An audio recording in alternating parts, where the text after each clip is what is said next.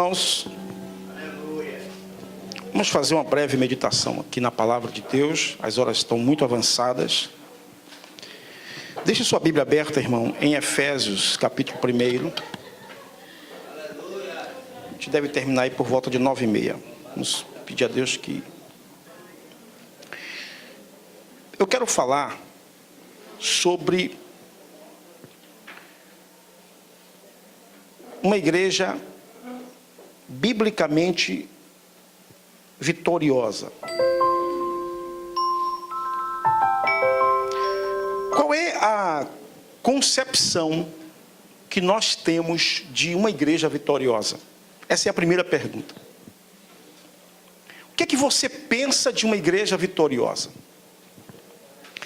Nos dias atuais, se fala muito de igreja relevante. Uma igreja relevante é uma igreja que marca presença. Aliás, a palavra relevante vem de justamente relevo. Aquilo que é notado, que é alto, que se nota, que marca, que é perceptível, que é impossível alguém não passar e não perceber. E esse termo relevante tem sido muito usado hoje para falar de uma igreja que precisa ser atuante. Me ajuda aí, por favor.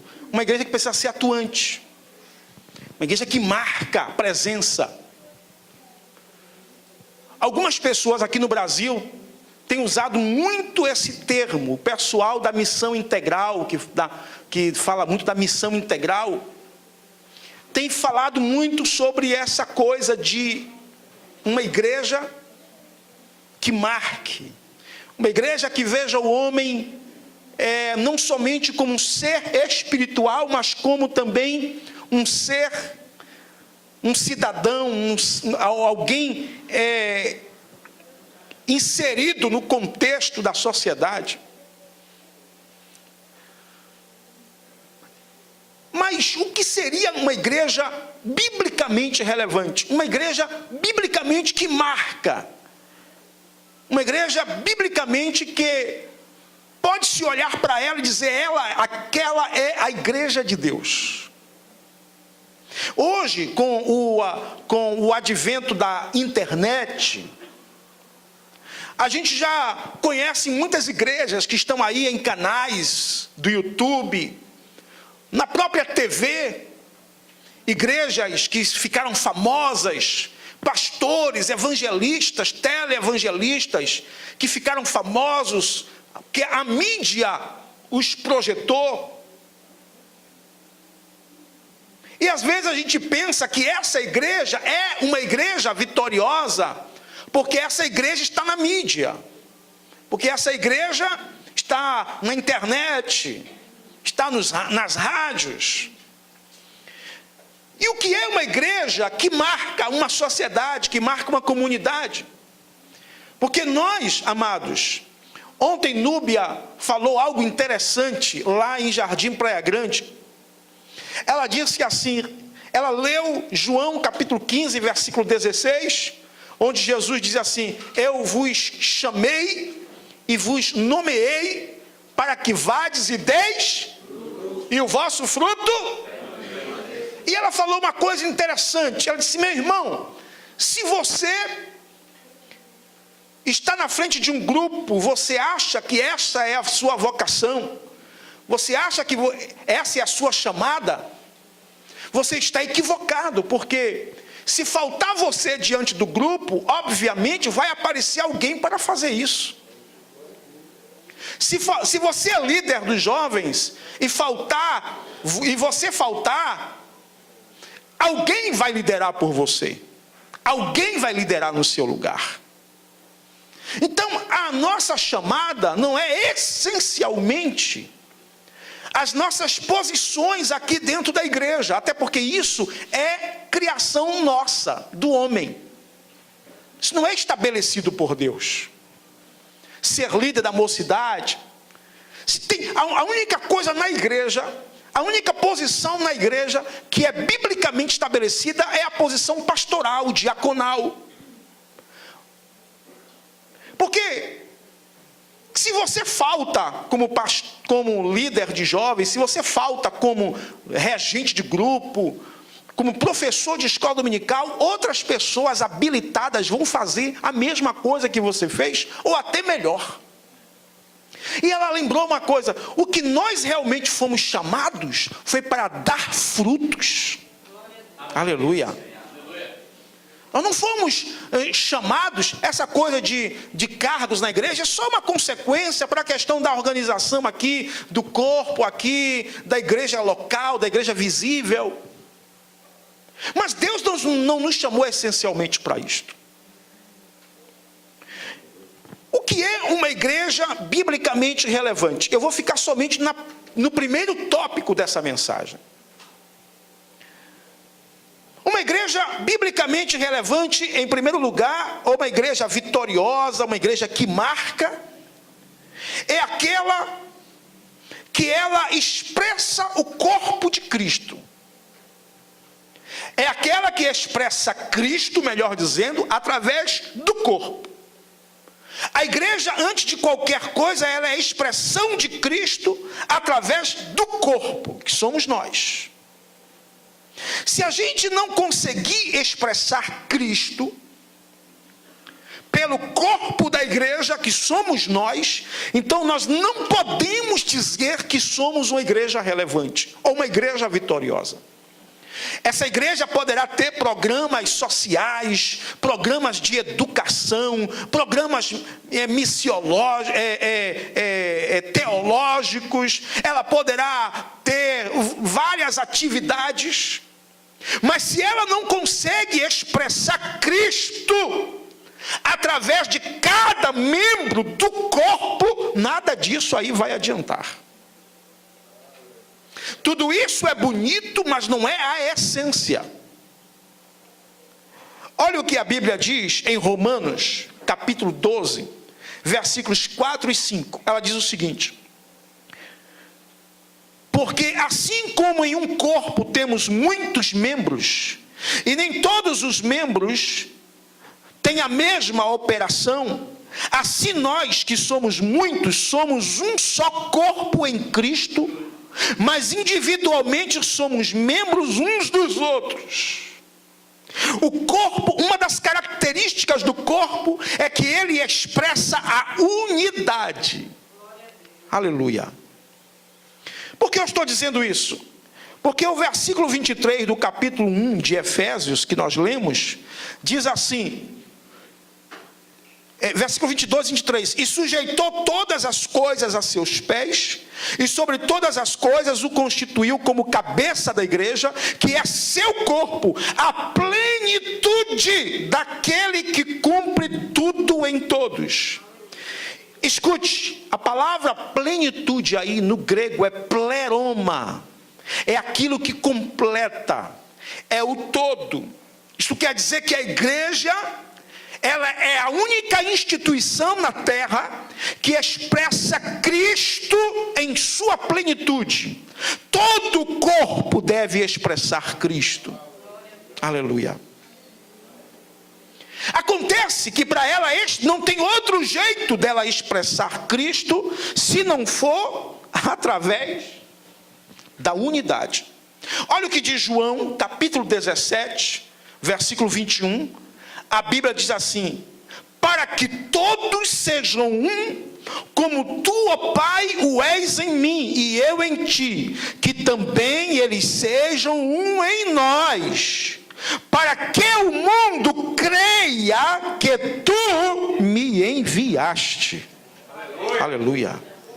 O mundo olha para a igreja, e quando o mundo consegue ver Cristo na igreja, através da unidade da igreja, aí o mundo percebe a presença de Deus naquela igreja. Jesus está dizendo que a unidade do corpo é a única forma de o mundo glorificar a Deus ao olhar para a igreja. Aleluia. Essa questão da unidade é chamada de interdependência. O que é interdependência? É quando cada um no corpo depende do outro. A unidade é tão perfeita que eu compreendo que eu dependo de você e você depende de mim. Aleluia. Olha o que diz a palavra de Deus em 1 Coríntios 12, versículo 21. Diz assim: e o olho não pode dizer à mão, não tenho necessidade de ti, nem ainda a cabeça aos pés, não tenho necessidade de vós. Antes, os membros do corpo que parecem ser os mais fracos são necessários. Isso chama interdependência. Todos nós dependemos um do outro no corpo de Cristo. E quando o mundo chega aqui na igreja e percebe em nós que nós estamos de forma misteriosa e sobrenatural unidos em Cristo, em unidade em Cristo, o mundo então glorifica a Deus. Eu já falei aqui para os irmãos que há uma diferença entre unidade e união. O dicionário diz que união é o ato ou efeito de unir. Mas unidade é aquilo que por natureza já é unido. Então olhe para mim. A igreja, ela não procura viver em união. A igreja por natureza já é unida. Isso é unidade. Aleluia. Aleluia. O salmista diz: ó, quão bom e quão suave é que os irmãos procurem a união. Correto? Não. Que os irmãos o quê? Vivam.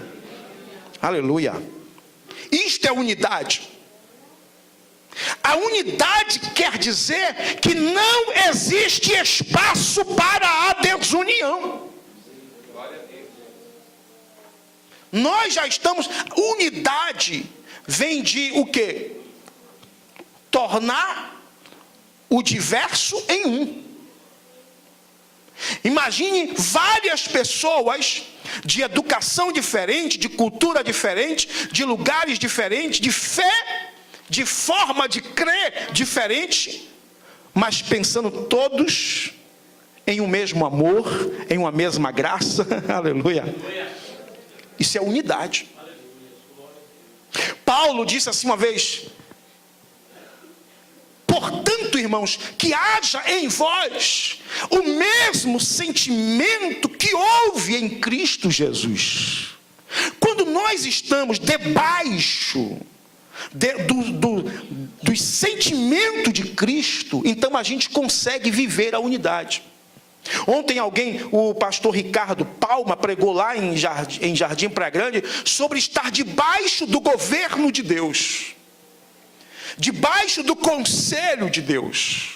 Quando nós estamos debaixo do conselho de Deus, do governo de Deus, da orientação de Deus, debaixo do mesmo sentimento que houve em Cristo Jesus, então a gente consegue todos, embora diferentes, sermos um só.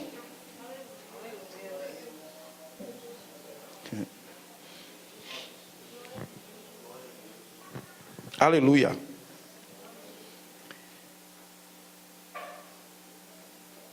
Uma igreja relevante, portanto, uma igreja vitoriosa, não é a igreja que tem um grande coral, não é a igreja que tem um programa de louvor que envolve a todos.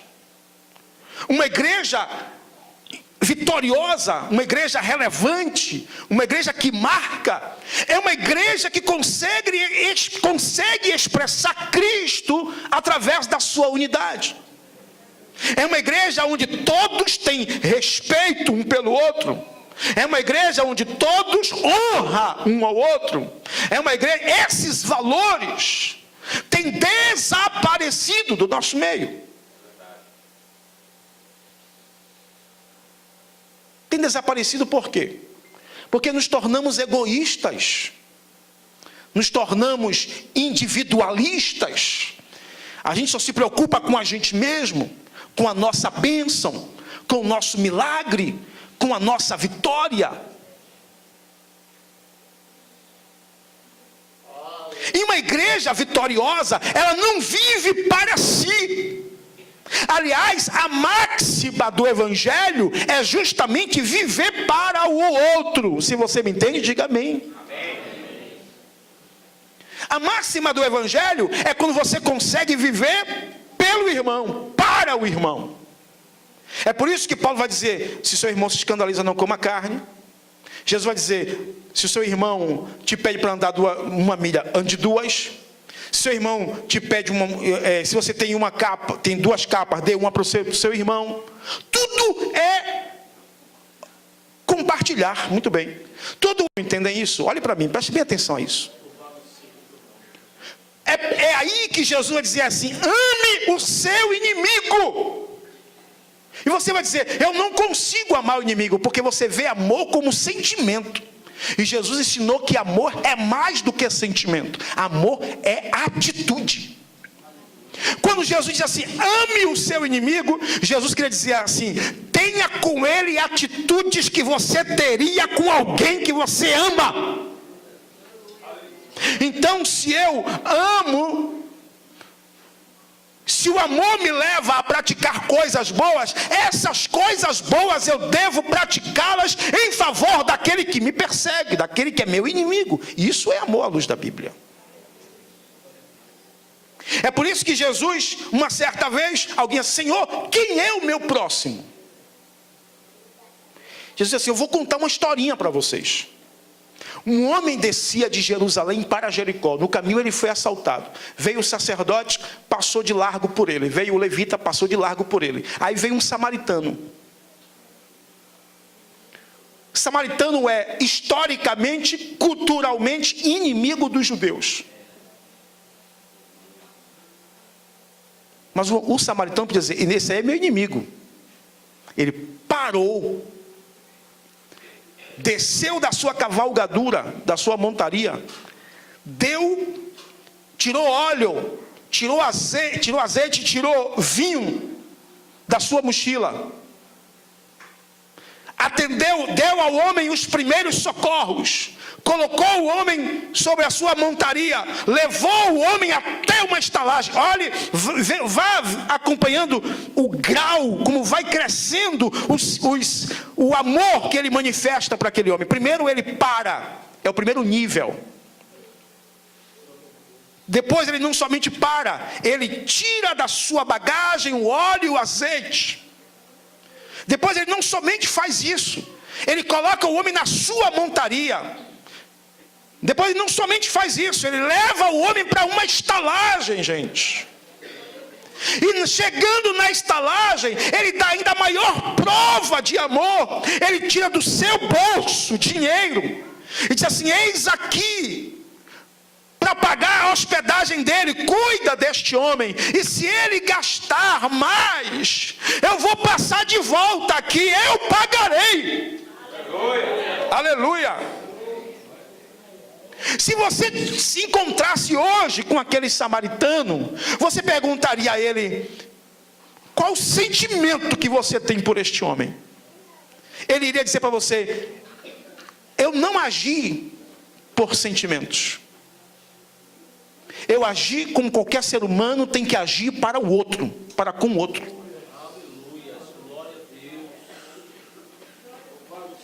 Isso é amor.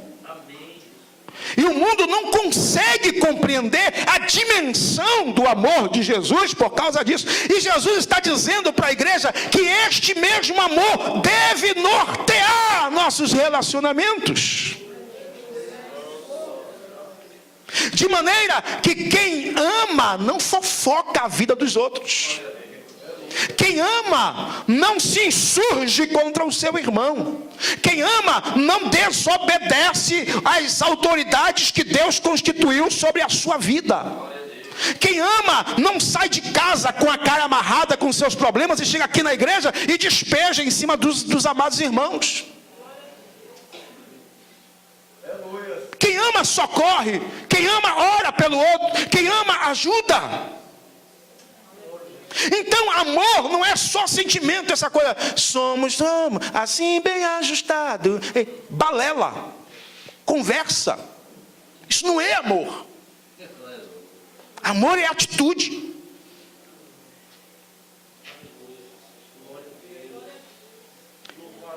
Jesus disse assim: naquele grande dia colocarei os justos, à direita, os pecadores à esquerda e tal.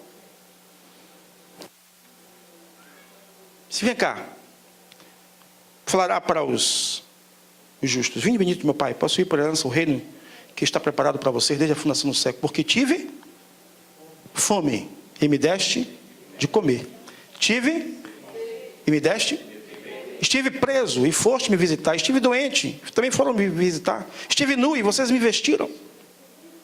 Eles vão perguntar: Senhor, quando foi que te vimos assim? Quando vocês fizeram a um destes meus pequeninos. Não precisa você conhecer, não precisa você dizer que é chegado seu, é um destes meus pequeninos. Quando vocês fizeram a eles, também fizeram a mim. Aleluia. Jesus está querendo dizer que a prática da vida cristã é isto. Tiago entendeu essa verdade quando ele disse assim: a verdadeira religião é cuidar dos órfãos e das viúvas. Tiago está dizendo assim: a verdadeira religião é amor em prática. A verdadeira religião é se compadecer do outro. E este amor sobrenatural que Deus derrama em nossos corações só pode ser vivido na unidade da igreja.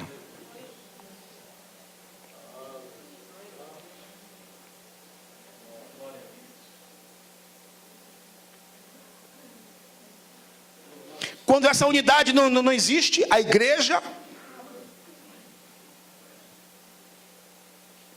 quando essa unidade não existe, a igreja enfraquece.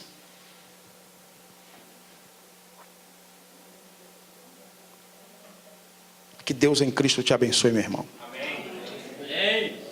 Que a gente possa viver a plenitude do que é a igreja. Eu vou terminar com um texto da palavra de Deus. Eu queria que esse texto você abrisse, que está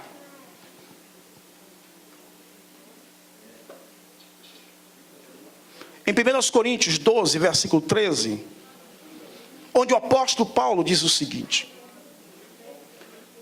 1 Coríntios capítulo 12, versículo 13.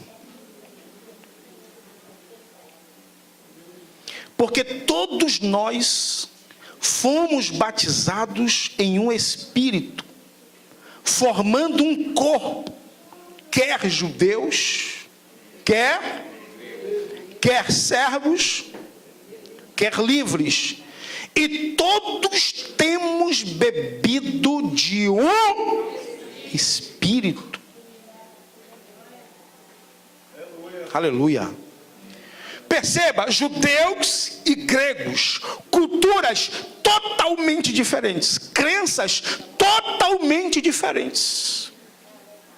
Mas em Cristo Jesus, nós não somos mais culturas, não somos mais a educação diferente, nós somos agora a igreja.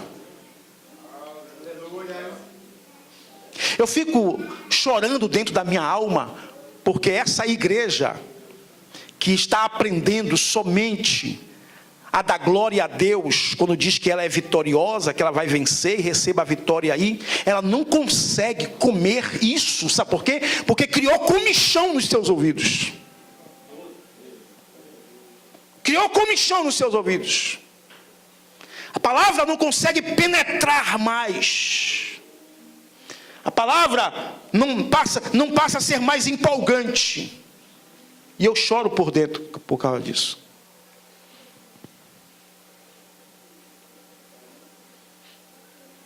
Paulo está dizendo assim: Abra sua Bíblia para mim, só para você ter uma ideia. Em Efésios, capítulo 2, versículos 19 a 21. A palavra diz assim: assim que já não sois estrangeiros, nem forasteiros, mas concidadãos dos santos e da família de Deus, edificados sobre o fundamento dos apóstolos e dos profetas, de que Jesus Cristo é a principal pedra de esquina, no qual todo edifício bem ajustado cresce para templo santo no Senhor. Não sois mais estrangeiros. Na igreja de Deus não existe estrangeiro. Na igreja de Deus não existe mais forasteiros. Agora nós somos concidadãos dos santos. Aleluia. E da família de Deus. Nós agora pertencemos à família de Deus. E é só nessa família que a unidade, ou que Cristo, através da unidade, pode ser expressada. Se você me entende, diga amém. Amém. Vamos ficar em pé, vamos orar ao Senhor. Aleluia. Aleluia.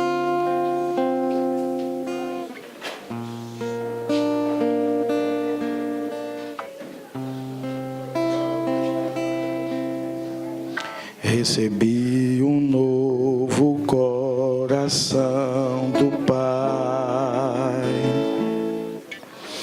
coração regenerado, coração transformado, coração que é inspirado por Jesus. Cante comigo. Como fruto desse novo coração, eu declaro a paz de Cristo. Te abençoo, meu irmão. Preciosa é a nossa conta.